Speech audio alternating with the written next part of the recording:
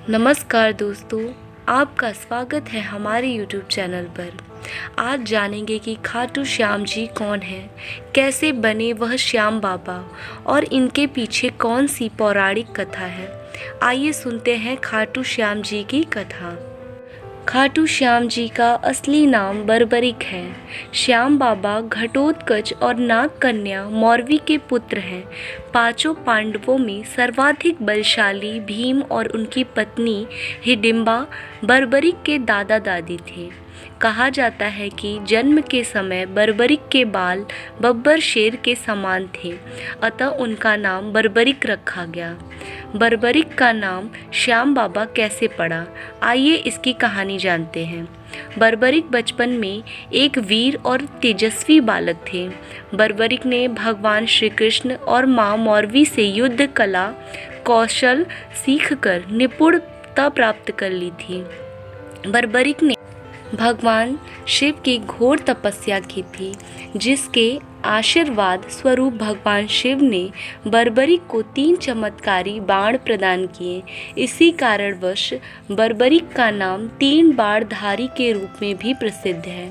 भगवान अग्निदेव ने बर्बरिक को एक दिव्य धनुष दिया था, जिससे वो तीनों लोकों पर विजय प्राप्त करने में समर्थ थे। जब कौरवों पांडवों का युद्ध होने की सूचना बर्बरिक को मिली तो उन्होंने भी युद्ध में भाग लेने का निर्णय लिया। बर्बरिक अपनी मां का आशीर्वाद लिए और उन्हें हारे हुए पक्ष का साथ देने का वचन देकर निकल पड़े। इसी वचन के कारण हारे का सहारा बाबा श्याम हमारा यह बात प्रसिद्ध हुई। जब बर्बरिक जा रहे थे तो उन्हें मार्ग में एक ब्राह्मण मिला। यह ब्राह्मण कोई और नहीं भगवान श्री कृष्ण थे, जो कि बर्बरिक की परीक्षा लेना चाहते थे। ब्राह्मण बने श्री कृष्ण ने बर्बरिक से प्रश्न किया कि वो मात्र 3 बाण लेकर लड़ने को जा रहे हैं।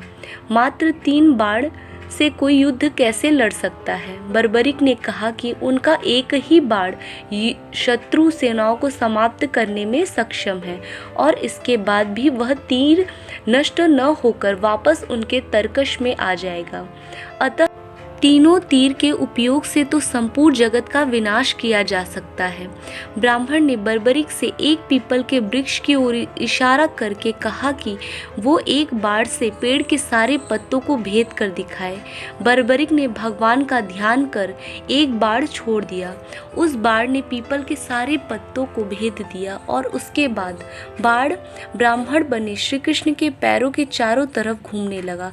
असल में कृष्ण ने एक पत्ता अपने पैर के नीचे छिपा दिया था।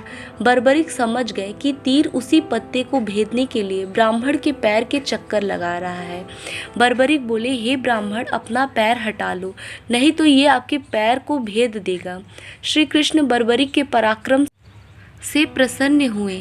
उन्होंने पूछा कि बर्बरिक किस पक्ष की तरफ से युद्ध करोगे। बर्बरिक बोले कि उन्होंने लड़ने के लिए कोई पक्ष निर्धारित नहीं किया है, वो तो बस अपने वचनानुसार हारे हुए पक्ष की ओर से लड़ेंगे। श्री कृष्ण ये सुनकर विचार मग्न हो गए, क्योंकि बर्बरिक के इस वचन के बारे में कौरव जानते थे। कौरवों ने योजना बनाई थी कि युद्ध के पहले दिन वो कम सेना के साथ युद्ध करेंगे, इससे कौरव युद्ध में हारने लगेंगे, जिसके कारण बर्बरिक कौरवों की तरफ से लड़ने आ जाएंगे। अगर बर्बरिक कौरवों की तरफ से लड़ेंगे तो उनके चमत्कारी बाण पांडवों का नाश कर देंगे। कौरवों की योजना विफल करने के लिए ब्राह्मण बने श्री कृष्ण ने बर्बरिक से एक दान देने का वचन मांगा।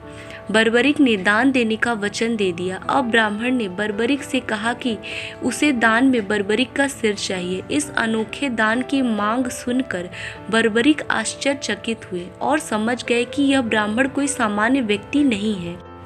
बर्बरिक ने प्रार्थना की, वो दिए गए वचन अनुसार अपने शीश का दान अवश्य करेंगे, लेकिन पहले ब्राह्मण देव अपने वास्तविक रूप में प्रकट हो। भगवान श्री कृष्ण अपने असली रूप में प्रकट हुए। बर्बरिक बोले कि हे देव, मैं अपना शीश देने के लिए वचनबद्ध हूँ, लेकिन मेरा युद्ध अपनी आंखों से देखने की इच्छा है। श्री कृष्ण बर्बरिक की वचनबद्धता से प्रसन्न होकर उसकी इच्छा पूरी करने का आशीर्वाद दिया। बर्बरिक ने अपना शीश काटकर श्री कृष्ण कृष्ण को दे दिया। श्री कृष्ण ने बर्बरिक के सिर को 14 देवियों के द्वारा अमृत से सींचकर युद्ध भूमि के पास एक पहाड़ी पर स्थित कर दिया, जहां से बर्बरिक युद्ध का दृश्य देख सकें। इसके पश्चात श्री कृष्ण ने बर्बरिक के धड़ का शास्त्रोक्त विधि से अंतिम संस्कार कर दिया। महाभारत का महान युद्ध समाप्त हुआ और पांडव विजयी हुए। विजय के बाद पांडवों में यह बहस होने लगी कि इस विजय का श्रेय किस योद्धा को जाता है। श्री कृष्ण ने कहा, चूंकि बर्बरिक इस युद्ध के साक्षी रहे हैं, अतः इस प्रश्न का उत्तर उन्हीं से जानना चाहिए।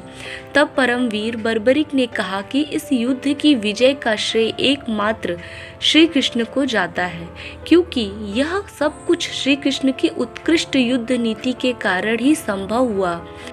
विजय के पीछे सब कुछ श्री कृष्ण की ही माया थी। बर्बरिक के इस सत्य वचन से देवताओं ने बर्बरिक पर पुष्पों की वर्षा की और उनके गुणगान गाने लगे। श्री कृष्ण वीर बर्बरिक की महानता से अति प्रसन्न हुए और उन्होंने कहा, हे वीर बर्बरिक, आप महान हैं। मेरे आशीर्वाद स्वरूप आप कृष्ण अवतार के रूप में पूजे जाएंगे और अपने भक्तों के मनोरथ पूर्ण करेंगे। भगवान श्री कृष्ण का वचन सिद्ध हुआ और आज हम देखते भी हैं कि भगवान श्री खाटू श्याम बाबा जी अपने भक्तों पर निरंतर अपनी कृपा बनाए रखते हैं। बाबा श्याम अपने वचन अनुसार हारे का सहारा बनते हैं। इसीलिए जो सारी दुनिया से हारा सताया गया होता है, वो भी अगर सच्चे मन से बाबा श्याम का नाम लेता है, उनका स्मरण करता है, तो उसका कल्याण अवश्य होता है। श्री खाटू श्याम बाबा की महिमा अपरंपार है। दोस्तों, अगर आपको आज की वीडियो पसंद आई हो तो कमेंट करके ज़रूर बताइएगा। यदि अभी तक आपने हमारे चैनल को सब्सक्राइब नहीं किया है तो हमारे चैनल को अवश्य सब्सक्राइब कीजिए। जय भोलेनाथ, जय खाटू श्याम बाबा।